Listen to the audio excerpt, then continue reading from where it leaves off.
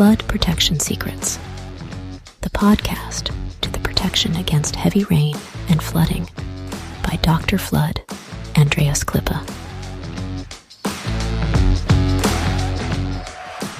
So the big challenge is, how can house owners like you and me get a flood-free home? How can business managers like you and me get a flood-free company? And how can public servants provide flood-free critical infrastructure and livable cities?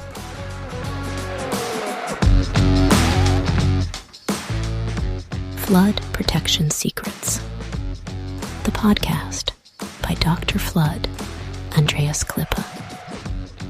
This podcast is for foresighted and proactive people who do not want to shovel the muddy water out of their room while standing in the midst of the disaster.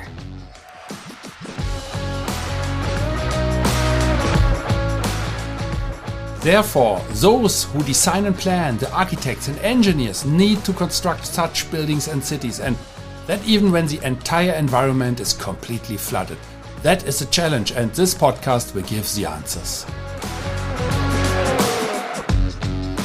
Flood Protection Secrets, the podcast by Dr. Flood, Andreas Klippe. Welcome to another episode of Flood Protection Secrets. Let me take you to Doha in Qatar today, a city where modern architecture meets desert heat and where some of the Middle East's most respected institutions shape the future. Yeah, last week I told you a story about Canada, so that is the opposite. In Canada, of course, they also have nice summers, but it is very cold in wintertime, especially at the west coast. And today, once again, we go to the Middle East, and where the temperatures normally are much higher. And one of those institutions in Doha in Qatar is a highly respected university known across the region for its research, innovation, and international partnerships. And the campus is a showpiece, state-of-the-art laboratories, gleaming lecture halls, and landscaped grounds designed to impress visiting dignitaries and students alike. And I'm always impressed when I visit some universities there in the Middle East, and I'm shown around. Of course, I have a university background long ago when I stayed at the university as an assistant at the Institute for Process Engineering at the Technical University of Berlin, and then later as an assistant during my doctorate. And so I'm always very curious to see how have studies developed and what are the young people tell about it. And what I like most is when I see when I see the enthusiasm in their eyes when they speak about their work, and that is really fascinating, and it's interesting also to learn things. I'm always learning things because that is development doesn't stand still. Yeah, but I don't want to talk about that to you today, because that is this episode is about flood protection secrets, but for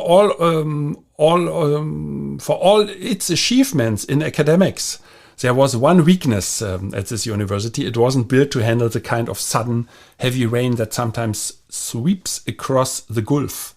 When it rains in Doha, it's not a gentle drizzle. It's a short, sharp, overwhelming downpour. And a few years ago, one such storm turned parts of the campus into lakes. Access ramps to underground facilities became rushing streams. Lecture halls were closed, and sensitive equipment in lower floors was dangerously close to being lost. And the university leadership knew they couldn't let this happen again. Not to their campus, not to their reputation. Yeah, that's when they turned to Flood Control Asia, RS Corporation, for a solution that matched the prestige and standards of the institution. And we proposed these so often mentioned RS Demountable Flood Barriers. I described them in the previous episodes. If you're interested to listen to it again, especially this mini series with part 1 to part 8. We proposed these demountable flood barriers backed by proven German engineering. Why I focus on that? Because first of all, I am a German engineer.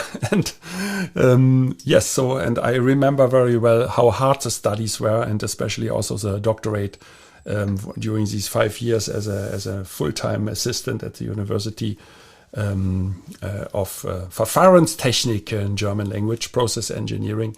Some say chemical engineering, but it was less chemical.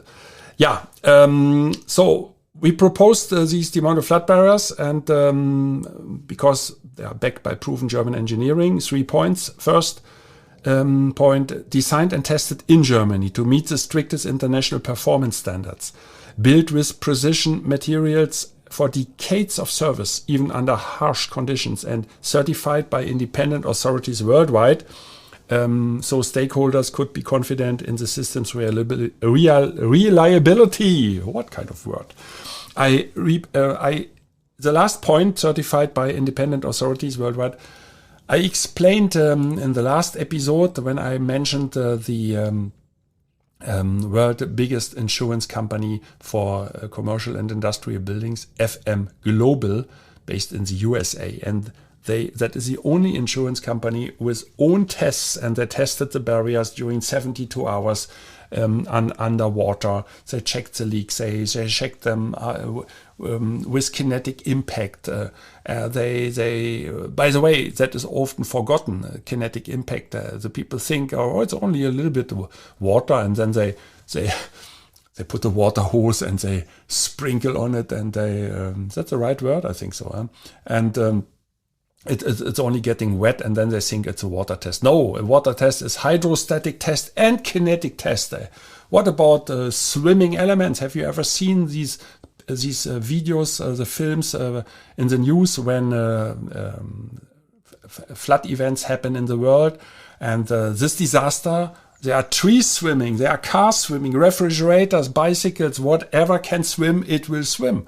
And then it will hit the barriers, and the barriers must withstand it. That is kinetic impact. There's nothing to do with hydrostatic tests only. So this insurance company is testing that, and I mentioned that also at cold and high temperatures with torsion tests, everything what the mechanical laboratory can provide. That brings me back to university. All these tests in the laboratories. Perhaps some of you will remember the same as long as you studied technical study. The facilities director told me way back to Doha, we needed a protection system that works perfectly, looks professional, and is backed by certifications we can show to our board without hesitation.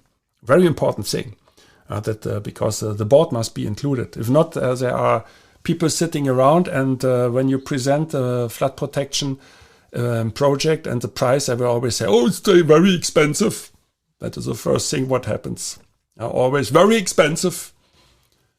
Because they think it is only a piece of metal sheet or wooden planks they put in front of a door. But flood protection is a part of the building. It is like installing an elevator. It's like installing a second floor or third floor, an additional floor. Because it must be watertight. It is not only a piece of metal, it is much more. That is an art. That is why you always need architects and engineers for it, depending what you're doing. But an engineer is always requested. And very often we are called to visit some the customers, and especially for maintenance. I told this story I think 2 weeks ago, when our head of engineering was called and should visit the place of 2 customers, and they said, "Oh, we need to repair the base seal of the middle support. It is damaged because one of our workers damaged it."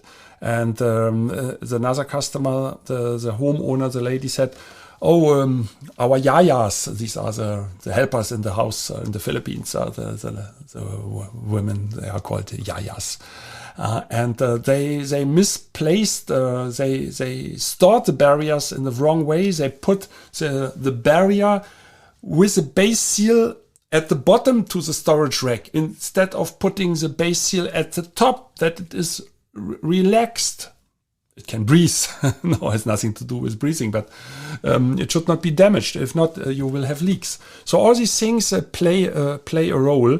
And of course, such a board, when it takes a decision, has no idea about all these things. They most of the people hear for the first time in their life, oh, there is flood protection. Okay, what is it? What is so complicated? It's only a piece of metal. How much is a square meter? It's a wrong question. And that shows that these people have not understood what they should do to secure their investment, because it's about the safety, not only about the people inside, it's the safety of the investment. When this university, in my example here, is getting flooded, the investment is gone, and most probably students will leave the university, professors will leave the university, and there's not enough money anymore. That is normally not the case in Doha, but the moment we talk about international managed university, there's always international money, and that is limited. At the end, they also want to make a benefit. They are not there for laughing. It's not for fun. So that is what they wanted to have, something that the board can take a decision without hesitation. So that is why it should look professional, and it should work, and it should be certified, etc. So we installed barriers at all critical entry points, vehicle ramps, service entrances, and key pedestrian walkways. We trained the maintenance team for fast deployment and integrated the system into the university's emergency protocols. And when the next heavy rain came, the city streets outside flooded again, but on campus, it was business as usual. Students kept attending classes, labs kept running experiments, and not a drop of flood water made it inside. Can I get a hand of applause, please?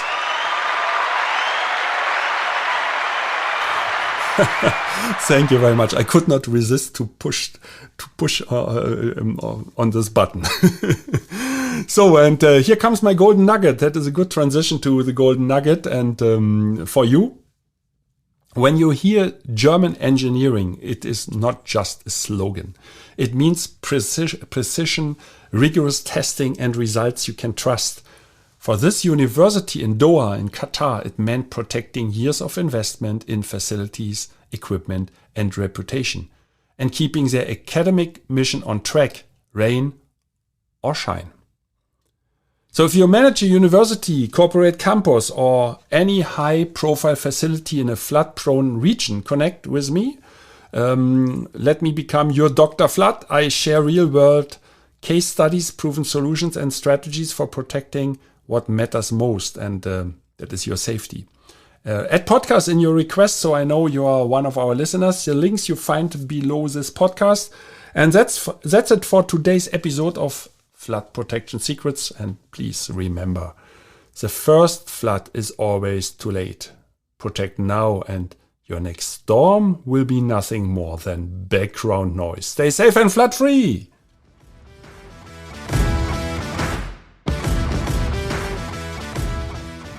I wish and hope for you that you make the right decisions when it comes to your personal flood protection. And if you enjoyed this episode, please subscribe to this podcast channel if you haven't already. Now it only remains for me to wish you a good day. Do something with it. Maybe until the next podcast episode. I would be very happy. See you then. As always, stay safe and flood free. Your Andreas Klippe and the whole Flood Experts team.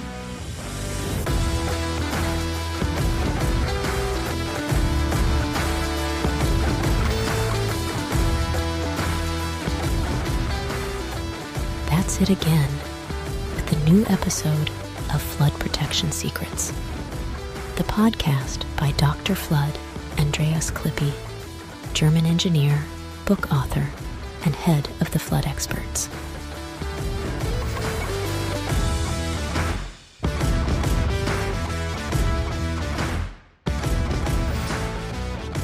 What can Dr. Flood, Andreas Klippe protect for you?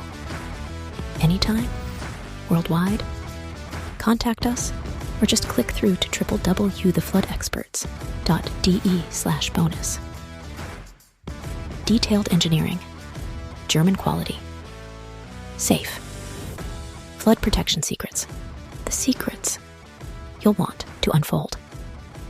Don't forget, you're only one flood barrier away. subscribe to the season, and you'll never be late for an episode.